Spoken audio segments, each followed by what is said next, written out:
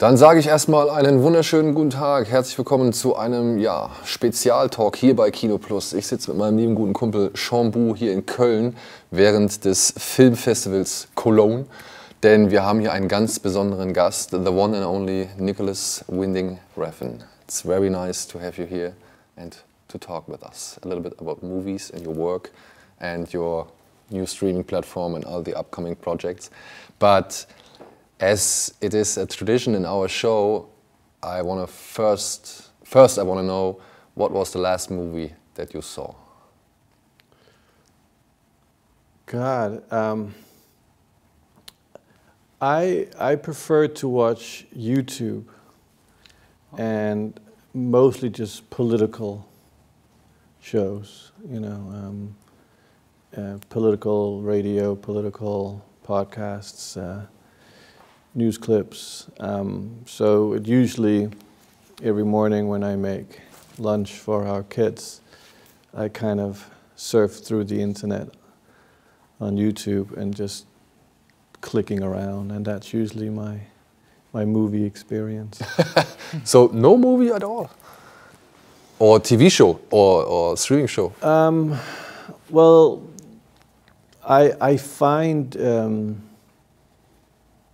the world of reality at the moment far more dramatic.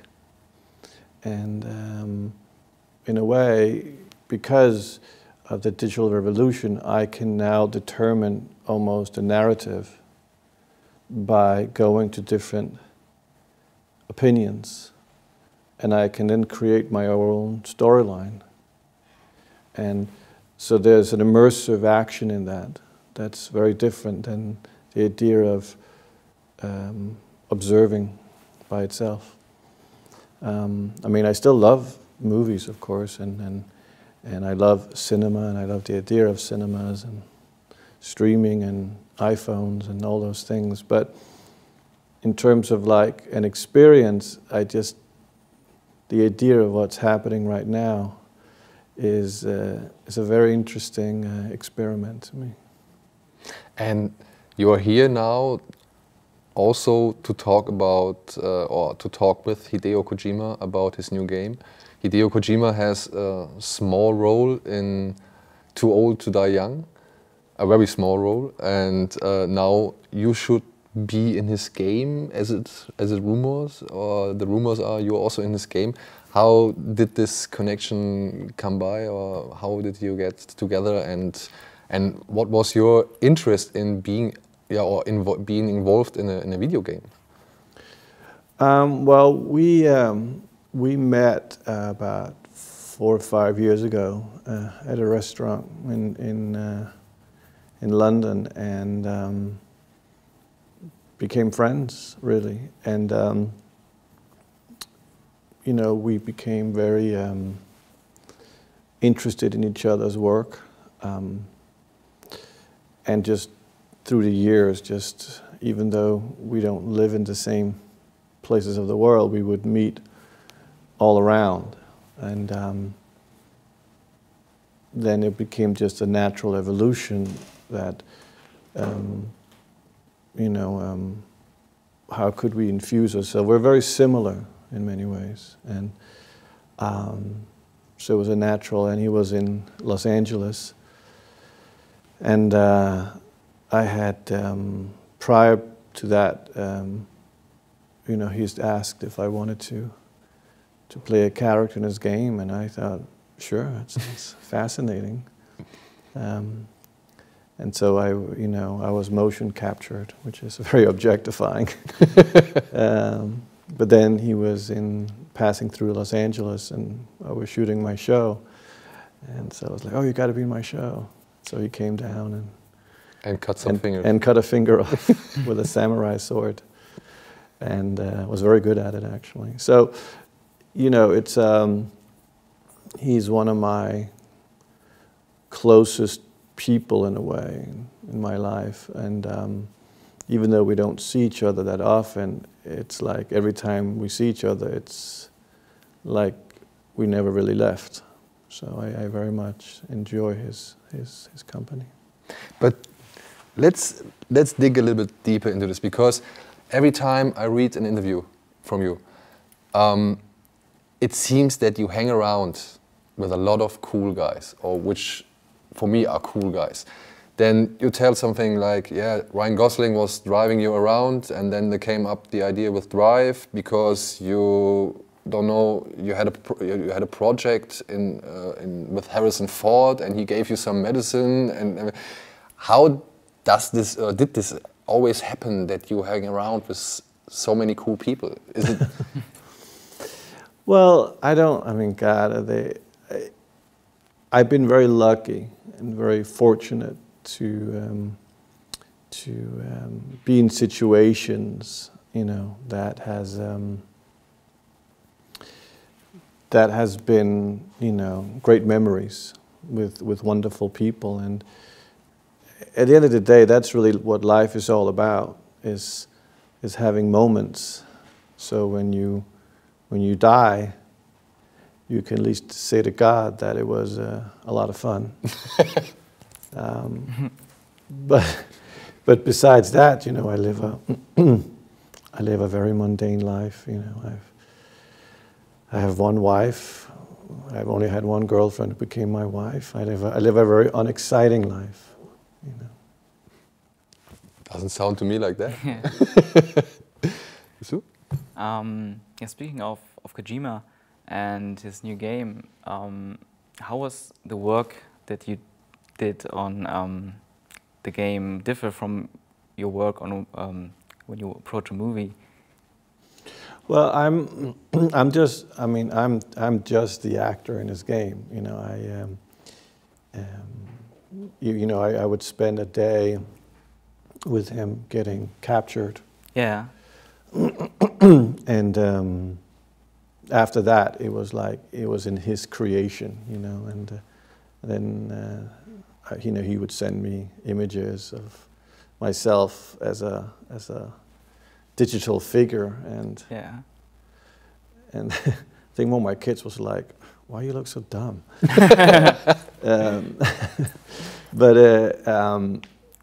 You know, it's his world. It's his. He wrote it. He directed. He designed the game. Yeah. I'm just I'm an actor in his world. You know, same with Mads Mikkelsen and the other people in the game. Can you tell us a little bit about your role? I think I'm not supposed to. You have to ask him. To find out for ourselves. But I can tell you, it's probably one of the most interesting characters. You got more screen time than Benicio del Toro, than Guillermo del Toro. Can you say that? I don't know, because I haven't seen that far. How does it feel like putting your whole body and person into the hands of another creative without being able to see all of the things he's doing with you? Because when you work with an actor, of course, everything is there for your eyes, in front of your eyes. Mm-hmm. But now, I have the impression that also Guillermo del Toro or yourself and other amazing actors and directors, filmmakers who are in this game are almost like a puppet that Kojima can now use. Oh, very much. I mean, that's what's very interesting. I mean, I don't know a lot about computer games, so it was enormously eye-opening for me to see how he does it and how the procedural and the tediousness that you have to go through to create. It's an enormous amount of work. It's very fascinating of how a person like him takes a hologram of like me, and I become literally someone else, you know. That was very fascinating to experience. But, you know, for me, it wasn't much about what he was going to do. It was more about experiencing it and then just letting someone else create you. And that there's a kind of submissiveness in that process that is very satisfying personally. You know, I can't really do anything. You know, I don't really have any you know, expertises. And so very early on, I decided that, okay, if I can't really do anything, then I am going to become the object. So by that approach, I'm an object at the hands of Hideo, and it is his desire to do what he wants to do satisfies me because I'm submissive to that. So I become the canvas that somebody else draws on. Yeah. And would be sorry. And would be motion capturing something you would also like to use for your movies, or motion performance? I mean, sure, I'm kind of open to any. I don't really have things I more like will or will not do. It's more like everything is just moving so fast, you know.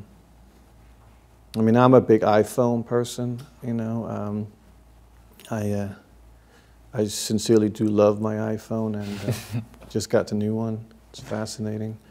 So I love the idea of movability and the digital opportunity that comes with that. So for me, it's not so much about what I would like to do. It's more what can be done in a way, you know. And you said that, yeah, he's a close friend to you, and you share some, yeah, I would say, artistically opinions or thoughts.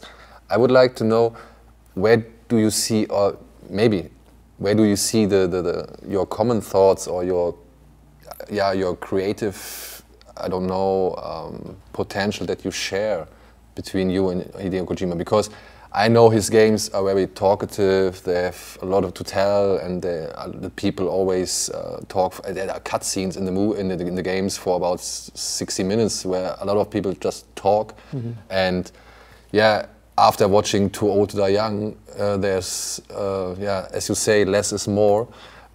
Where do you blend in Hideo Kojima? Well, the best way to answer that question is by not answering, because then you have something to think about. I would have something to talk about. So, no answer? Okay. Okay. Speaking of talking about your iPhone and the way that everything is moving so fast, and did technology change a lot of the way you approach when you go on for making a film, like being it camera technology or streaming technology, publication technology at the moment? How does it change your way of making films? Well, I don't think it necessarily changes how you make things. It just changes how you can project it. You know, it's not like there's a switch and now it's something else. It's still, we're just storytellers. Yeah. You know, it's we just tell stories, and with technology gives us opportunities to visualize that or present it to a newer or a larger or different or diverse situations. But at the end of the day, nothing has really changed. You know, we're just, you know, the human mind is very simple. If you're emotionally engaged, you know, you will always watch or listen or read. And I think that there's this misconception in the world right now where it's like, because we live at a time of, you know, algorithms and the obsessiveness of pre-capturing the future, or, you know, pre-developing habits and so forth. You know, everyone is obsessed running around trying to find the code that, you know, will enrich someone. And to me, that's the most absurd thing, because the human mind, at the end of the day, is so complex.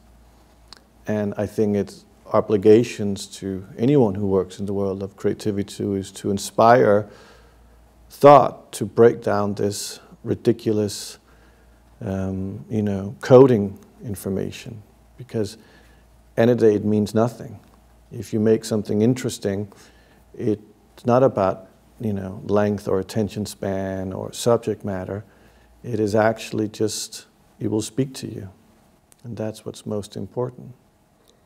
Was this also an approach to create for, on the one hand, Too Old to Die Young, and on the other hand, your own streaming, streaming portal? Absolutely. I mean, so Too Old to Die Young was basically like sneaking into the biggest, most corporate entity in the world, whose only objective is to maximize profit without a philosophy, and basically, you know, steal 14 hours of their time to paint a painting. You know, television is extremely conservative still. It's not a very progressive medium in a way. And it's starting to become, because a lot of people are moving into that world, and all the money is there, and there's a lot of opportunities. But as a system, it's still very, very conventional. And this was a way to break down the conventions. And regarding by NWR, so I've had for a number of years this idea about how can you create a community? How can you make a world within itself that speaks to desires, but it didn't have an object to take advantage of you? You know, the idea of free is the ultimate punk. You know, it is the, you know, unspoken rule, because everything is free, you know, whether we like it or not. And so the philosophy of NWR was to inspire creativity, and not wanting, you know, the conventional exchange, but rather being, this is from me to you, use it as you will. You know, we're a team at by NWR, and we're presenting it later today here in Cologne. But the philosophy, which lacks in so many corporations, because profit doesn't have a philosophy other than to maximize, was very clear that it had to inspire. And through that, you create a community of interaction, a community of creativity. And, you know, to the extent now that I created by NWR Originals, which is part of the ecosystem, and, you know, I'll be doing my first show now, but within the philosophy of the whole idea of what direct communication is. You know, our political situation, because of America, has changed so radically much. You know, the concept of direct access to now not just creators but politicians, you know, has changed the political landscape on a global scale that no one could ever even had predicted.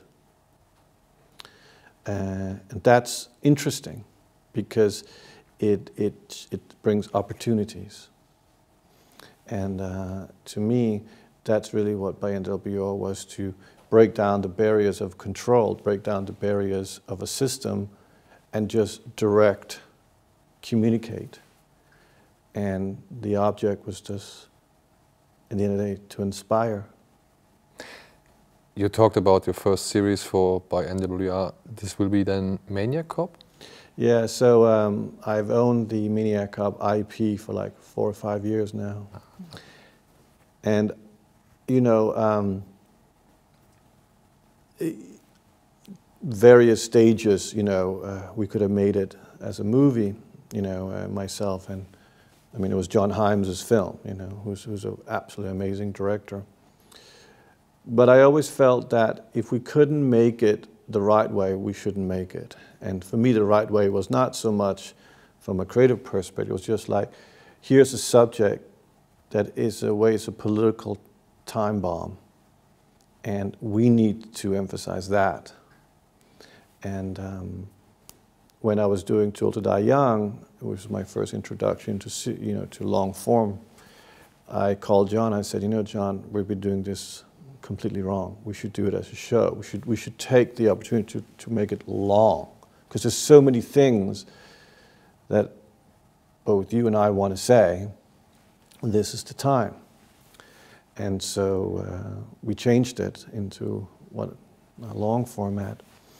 And I'm hiring writers now, and mostly all women, to write the scripts, and John and I are preparing it. And that is very exciting to me because it is both genre, which is fairy tale, at the same time, it really has no control, you know, and you know it's going to be a very, very exciting odyssey. But will there be great difference from the original movies, or is it just a transfer from, I would say, the genre approach from the original movies blend into, I would say, the zeitgeist of today? No, I mean, it's more that, I mean, Larry Cohen, who wrote the original films, was a very, very smart man. And when he wrote the first script for Maniac Cop, it was basically a reaction to the Reagan era of America. And you can kind of say we're in a similar situation right now in the US. So the concept of my Maniac Cop is really the breakdown of society and what happens when the last barrier of control in our system falls apart. How do we behave? And then you have on top of that the force of injustice that the Maniac Cop represents, prowling through the city of Los Angeles.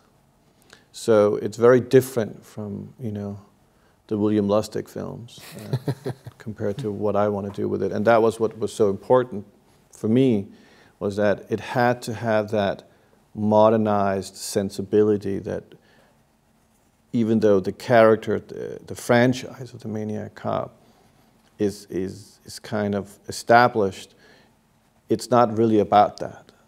It's about what it can represent in today's situation. And how far you will direct it? Everything? So John and I will direct it together. Okay. Is it still attractive for you to, I would say, making a film or making a movie less than 2 hours? After all the experience now with Too Old and Die Young, and now the possibility to bring Maniac Cop in a form or in a way which, like you say, explodes the concept of streaming devices and services? Well, I always liked the 90-minute movie. You know, it's our dream cycle. So I thought that that's something I was always going to go back to. You know, I mean, most of the episodes of Too Old to Die Young are almost 90 minutes. The Maniac Cop I'm doing with HBO and Kanal Plus. So they have a different restriction, you know, of the hourly format, which also is very interesting to me, the idea of controlled. And probably after that, I will for sure make a movie, you know, again. And sure, make a movie again. Then I would like to know, would you consider to go back to, I would say, your the older approach like Bleeder and Pusher, or will it still be the more artistically or stylistically approach of filmmaking? I don't know if you can kind of go, it's just, I think you go through stages in your process, or at least I do, where you kind of seek out your limitations with what you want to try to achieve. And I've done, how should we say, I've tried to capture reality to the most extreme as you can get with my earlier Danish films. And then when I started making films in English, the concept of, you know, unreality was very intriguing to me. But then you go as far as you can with that in a way, and then you kind of want to move into something new. And that's why, you know, going from the Neon Demon into something like Too Old to Die Young was a great creative challenge, because I went from 90 minutes into 14 hours on a format that's mostly seen on a small screen, which I have no problems with. I think if you want to survive in the future, you have to make content for a stadium that can also work on an iPhone, just like an iPhone can work on a stadium. If you think you can't, if you believe you can function without that spectrum, you're going to fail very quickly. And so for me, it was more about like, okay, well, where are the challenges lying? How can I put myself in a really uncomfortable situation? And so going from Too Old to Die Young to suddenly working with John on Maniac Cop, and it's almost like we're directing it together. It's like a team. It's like a military operation. We go out and we create this show in Los Angeles. Again, you are challenged in your comfort zone, and that's very important. And as I say, whatever you make, always make it as if it was going to be your last. Because if you ever stop, at least you went out big, That's good. So, speaking of uncomfortable, in Too Old to Die Young, there are some scenes. They crushed me. I was devastated. For example, it was the gay porn casting, for example, or there's this other scene with the bullwhip involved, and you don't show it. You don't show it. And in your earlier movies or in other movies after that, for example, Valhalla Rising or something like this, there was some kind of graphic violence, I would say. And now you turn away from that, and yeah, I would say let the viewer decide what's hard in his head, or what's brutal in his head. How do you evolve in that, or how do you get this feeling? Because I was so fascinated by these two scenes. I thought, hey man, this is so hard, and I don't see it, and I just imagine the harshness or the violence or something like this. How did you evolve from showing the violence to let the user or the viewer decide what to think of it? God, I mean, it's a good question. I don't know how I evolved. It's the constant fear of repeating oneself. Creativity, can be dangerous when you become comfortable. And especially when you become successful. Because then most people's desires are to repeat, because we all want to be liked.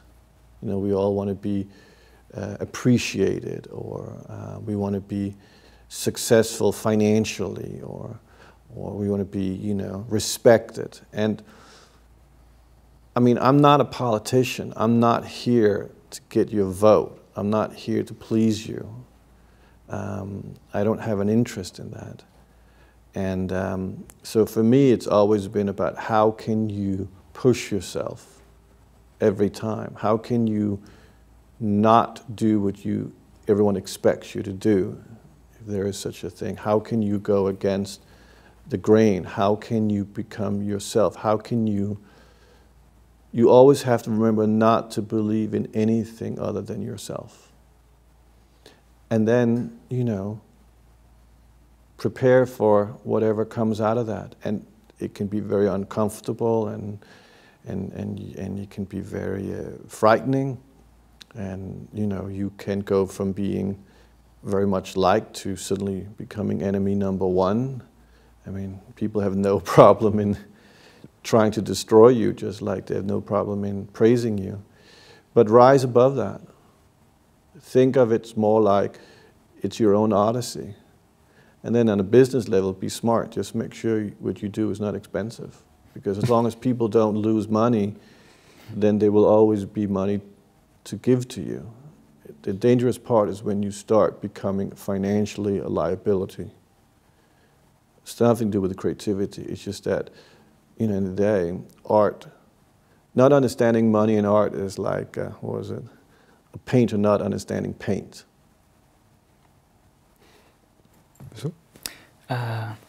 Check.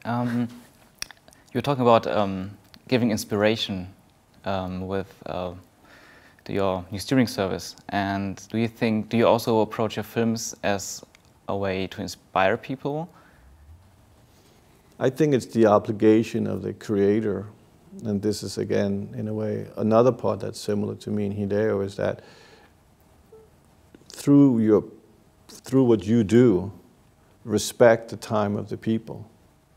Don't just feed them sugar without anything other than sugar. You know, inspire them to think. That's what creativity essentially is. That's the power of it. You know, art is what changes the world. Art is what is as important to us as water is. You know, it's the sex of the mind. You know, and if you don't respect it and cherish it, you know, it will very quickly just become algorithms. But algorithms are not healthy for anything other than just profit for the few companies that benefits from it. So smash the system, tear it down. But, okay. Sorry. Oh, where do you draw your main inspirations from? You talked a lot about current politics as a thing that you consume in a way. At the moment, what other inspirations are there that influence your work? Well, I wouldn't say that it influences my work. I just find it very entertaining. Oh, I see. But in terms of what I like to do, I don't know. I mean, I just sit around, think about what I would like to see. Right. And what's the next thing you like to see besides Maniac Cop? For myself? Yeah. Well, I work on many things at the once because I like the sense of chaos all around me. So, but I've decided that Maniac Cop is what I'm very, it's inspiring. I'm looking forward to doing it. So we'll shoot it very soon. Yes. But what I like to think, or I like to know, you talk about inspire people with your art or art in general, but do you see there's some, I would say, difference or some problems in there to get these or to make these art attractive for other people? Because you have always been between I want to show my art, but I have to be at least some kind of attractive or compelling or to get people know my art. Mm-hmm. You know what I mean? Well, I mean, you know, Picasso knew how to make conversation about himself, you know, Salvador Dali did, Kraftwerk did, you know, it's, if you create with genuineness, if you create with sincerity, you know, it will always survive. It will always exist, and there will always be someone that it connects with. And now that entertainment is becoming more and more instant and more global, you should just look at the world as one big opportunity. So, is this then the state of being famous you really tried to reach when you talked in your earlier days about being famous, or that you want to be famous? Well, fame was a very, you know, deep-rooted desire to be, you know, to become the object of oneself.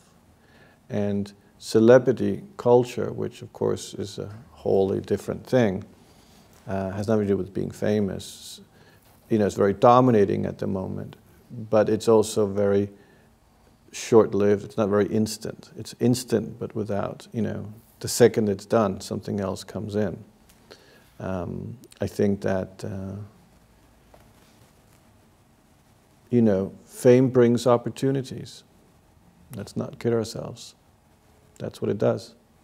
And the question is, how can you take those opportunities and turn them into your advantage? There's no such thing as a perfect situation. You're never going to get all the things you want. You're never going to get everything that's right. The object of creativity is turning your weakness into your strength. Then I would like to know, what do you think about when you look, I don't know if you look at it or if you watch time by time something like The Gambler documentary, for example. for me, as someone who doesn't know you personally, but just watch your movies, it seems, or it seemed you, you seemed a little bit weak, or you seemed weak in this phase of your life. And do you watch it time by time? And what do you think now of all these phases and times you have to deal, or problems you have to deal with? Well, I never look back. Like, I never watch my films once I'm done with them. You know, I don't have an interest in that in a way. It's not. It's past me in a way. I think it's important to show weakness as a human, because that's essentially what is relatable. Everything else we admire, you know, strength and, you know, success on a superficial level we can all, you know, wish we had. But weakness is what we identify with, because we're all human beings. We all have the same, in a way, fears in us. And so there's a catharsis in taking your clothes off in front of people and showing yourself, your inner self, in a way. That is a form of performance. You know, it's like a painter paints an image with all the strength and all the weakness that they have. And since I am the object of the creation, I have to be able to show myself and everything that comes with that. And that's really the only way to inspire, because otherwise you just become an admirer. But that's not interesting.